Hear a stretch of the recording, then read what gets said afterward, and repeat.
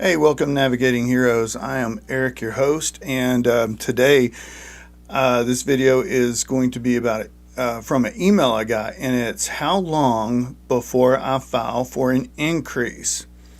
And there's some other things that go along with that, how to file an increase and what can the VSO do for me. So let's get on this. How long before I file an increase? And the reason why this was asked is because there's been veterans who they get their claim and they get everything, and they're not really happy with what the decision was, so they immediately file an increase and it stays the same.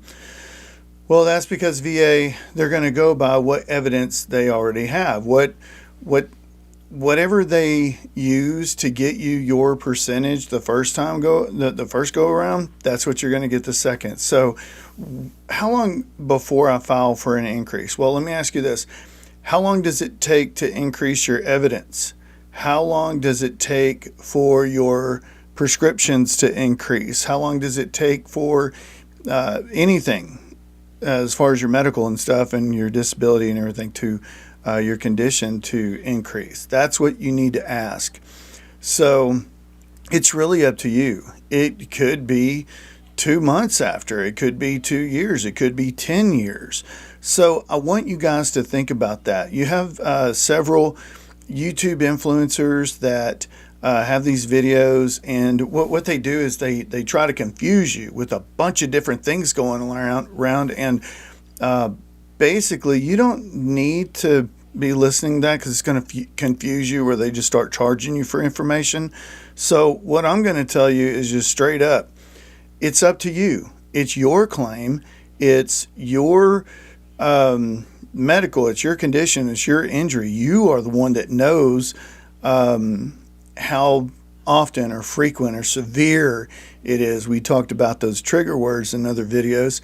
And so it's really up to you. How often are you going to the doctor? Once a year, once a week, every 10 minutes? The thing is that that's what you want to do. I want you guys to think about this. Say that you have this much documentation from, let's say, 30% or 50%, right? So if you file an increase and you still have this much, you're going to get that much percentage, okay? If you wait a while, 6 months, a year, 2 years, and try to file an increase, or even later, and you still have this much, but you haven't been to the doctor, you're going to get a decrease. And you guys can see this on other videos where the comments, people talk about how, oh, Eric, you're absolutely right, I got a decrease because, yeah, this is why. Okay, so what you need to do is build up your evidence and increase your evidence, increase everything. Think of it as an entirely just a new claim. You got your 30%, you got your 50, 60, whatever the case may be, and you're looking to get an increase. Don't even think about that claim anymore. Don't look at it like that. Don't even think about that claim. Now you want to jump on secondaries, you want to jump on all kind of stuff, right? Because you just don't want the increase, you want to get your 100%, right? If you're maxed out, like at about, 40% for radiculopathy, then don't try to get an increase on that. So one of the most important things is find out what the max is for your disability. We all know that, most of us know that tinnitus is 10%. And that's it. That's all you're getting for tinnitus, if you get it. So you don't want to get tinnitus 10% and then go try to file an increase for tinnitus. It's not going to work. You're wasting your time. So one of the most important things is find out if you're maxed out or not before you even go to get an increase. So that's one of the most important things. Okay, so keep that in mind. Nobody talks about that. And keep in mind the evidence. When you go to file an increase, do you want this or do you want this? See, this is a new claim, right? This was your original 30 to 50. I need that. 30 to 50%. I'll blame it on my IT department. This is your what you had at first. So now you have your new claim. So you got to build it up. there's no reason why every veteran shouldn't be trying to get their 100%, not just their individual unemployability if that works for you, but your 100%, because there's no such thing as an unwounded veteran. When it comes to war, there's no such thing as an unwounded veteran. And so we got to keep it like that. Okay, so I'm drifting off. I want to try to keep you guys in line, everything going right, smooth, so you guys don't, I want you guys to finish the video. It's really important. So that's what we're getting at. How long before I file for an increase? However long it takes you to increase your evidence, your prescription, your medical documents, get some MRIs. I have some friends that had degenerative disc disease and kyphosis and, things like this. And then when they had an MRI done, they showed arthritis. Okay, it just increased. So know the max, know what else you can do, but get as much as you can going before you file that increase. Yeah, you can do an intent to file, which as long as you start getting some evidence going, yeah, I would say do your intent to file. And what that is that when you start the process, as far as the file, your claim, right? You file your claim, your disability claim, service connection claim. You don't really finish the whole thing. You just want to tell them, I intend to file. So then your back pay will start, okay? The bad thing about that, your back pay starts when your intent to file is filed, and then your claim is filed. You have 1 year to finish your claim. I'll do a video on that. So you don't lose your back pay. So what I'm saying there is, let's say, okay, today is November 4th. So if I file an intent to file, my back pay would start December 1st, okay? And if it takes, I have 1 year, November 4th, to go ahead and finish the claim. In that time, I can be building up my evidence and build up everything. So then maybe in about 6-7 months, when I have enough, then I'll go and finish the claim and have them start scheduling my CMPs. I don't lose that back pay. But here's something that a lot of people, they mess up on trying to do. They try to do that intent to file so they don't lose that back pay while they're trying to build up their evidence. And when they do, they accidentally submit it or click it, right? Click, submit or whatever. And I have known veterans to get their CMP exams within 7 to 10 days, and they have no time to build up their evidence. They have no time to, go to the doctor and up their prescriptions. They get their CMP, and the CMP doctor's like, "This is nothing new. You're not showing us anything new." Of course, they're not going to say that out loud, but that's what they're writing down. So everything stays the same, or you might get a decrease, like we said. So when you're trying to play the game as far as getting the intent to file done so you can get that back pay, you're rolling the dice. Me personally, what I tell people, let's get you in the doctor about 2 or 3 different visits. Let's get these prescriptions upped, just a little bit. Let's get treatment. First, you need it for your take care of yourself and everything and your well-being. I don't want anybody in pain. But we want to build this stuff up with doctor visits, prescriptions, MRIs, all that good stuff. Then what you want to do, okay, when you get ready to file, is you're going to go to va.gov. Okay, now check this out. And you might have seen this in more of my videos or whatever. va.gov, I want you guys to start going on that and checking this out. It's kind of like, I don't mean to veer off of my ADD, but the thing is, it's so funny to me to see, VA Claims Insider, Combat Craig, and all these people there. Yeah, I said it. They're showing you all these videos, and then people still pay them thousands of dollars to just click this button. It just blows my mind. So Save your money, okay? That's your money, all right? And for any veteran, I'm gonna tell you right now, it's gonna charge you to help another veteran. You're a piece, you're garbage. You are garbage. You're a punk. So anyway, if you get offended, then stop it. So anyway, so you go to va.gov. Now under disability, okay, I don't know if you can see this or not. I'm trying. Woo, I'll blame it on my IT department. Okay, see that disability, right? That's on va.gov, the very first one. Now see under there, the 1, 2, 3, 4, file for a disability increase. That's the one you're going to click. If you just want to file for like secondaries and stuff like that, click on the one below it, file for or file a claim for compensation. And you can look at all these things on how to get records, education, and all that other good stuff. You don't have to pay these yahoos thousands of dollars to click those buttons. So like, I'll click on it. Let's see what happens. I clicked on it, okay? It starts talking about the 526EZ. And that's a form. We have over 500 forms. But the thing is, you don't have to worry about all that. See, this is the blue button. That's what it says. It just says sign in to start your application.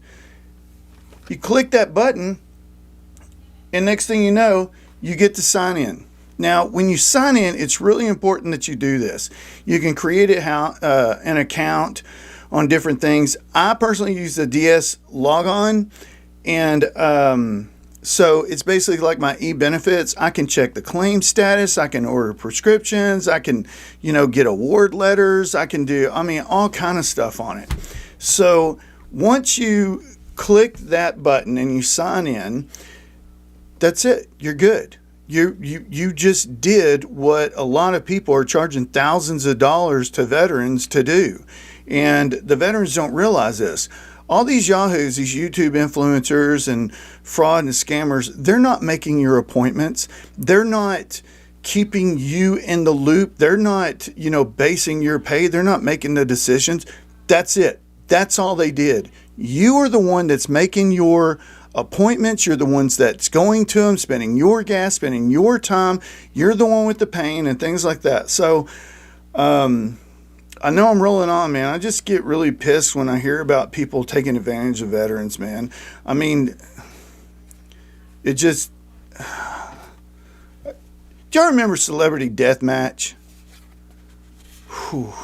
So anyway, I'm not even going to go there. So after you sign in and you go ahead and click, to file an increase, continue making those doctor visits. Don't stop.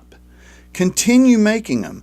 And if it takes a month, 6 months to get your C&P exam, just continue making those appointments. Okay? Because at the end, when VA gets ready to look at your claim and they get ready to make a decision, they might just see what you've been doing for the last 6 months, 7 months. If you've been going to the doctor, it only helps you. Okay? And when it comes to these Nexus letters for an increase, I don't recommend you paying $400 or whatever for a Nexus letter. Just go to the doctor and do it the right way, because when it all comes down to it, your increase one day may be a decrease, because that Nexus letter isn't going to save you if you haven't been going to the doctor for 2 to 5 years and you get a review and they say, okay, well, this Nexus letter that you paid for, it says one thing, but hell, you haven't been to the doctor in 5 years. So it doesn't matter if you paid thousands of dollars for it or not, you're still going to get a decrease. And we don't want that for any of our veterans, man. We deserve it. I know some Marines out of Hawaii and, Alex from Florida and, some other good guys. They're not going to go to the doctor. If they go to the doctor, they get better in 14 days. If they don't go to the doctor, they get better in 2 weeks. But I need you guys to just do this for yourself. Do this for yourself and your family. So after you get your C&P exam, the next thing you do is just wait. Wait for the decision. But continue to go to your walk-in appointments, your scheduled appointments, your treatments, and things like that. And don't be afraid to ask for an MRI for any kind of like arthritis or pain or stuff like that. The doctors can, The doctors are doing what they can do, but only you know your body, better than anyone else. So if there's something that you really want to get checked out, just, ask for it. Here's another side note. This is from one of the guys that emailed me. He asked about, is it bad to reschedule my appointments? Can I reschedule my CMP exam? You can do whatever you want. Remember, this video is for entertainment purposes only. That's my disclaimer, okay? And I have to say that. Me personally, to reschedule an appointment or a CMP exam, no. There is absolutely no way I would ever do that. I don't care what's going on. Matter of fact, earlier tonight, y'all check it out. Here in East Texas, we had tornadoes. We had several on the ground, but I've got to make this video.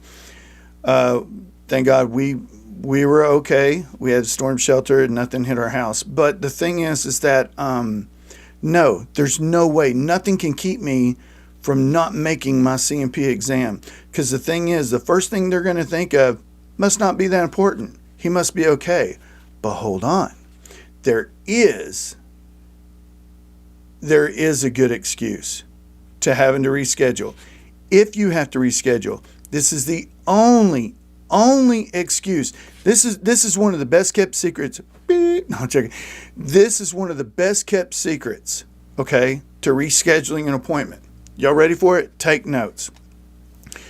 When you reschedule an appointment, you always say the reason why, not because you're hungover or because your car won't start or blah, blah, blah. You relate the excuse because of your disability. I have to reschedule because of my back. I have to reschedule because of my migraine. I have to reschedule because of my PTSD, my anxiety, my nosebleeds, my whatever the case may be. Always relate it to the disability, because you know what's going to happen? They're going to write it down. If you can't make the appointment, you probably can't make it to work. Bing! Did something just go off? And the good thing is, that's also going to build your claim. So instead of making it look like you're not worried about the CMP or you've got other things to do, it looks like you really want this. And you're trying so hard to get to that CMP because you need this increase because your condition is worse, your injury is worse. You really need help. But you can't do it because your condition is keeping you away from doing that. Your condition, your injury is keeping you from being, from being just making any kind of progress in life, and I see it a lot.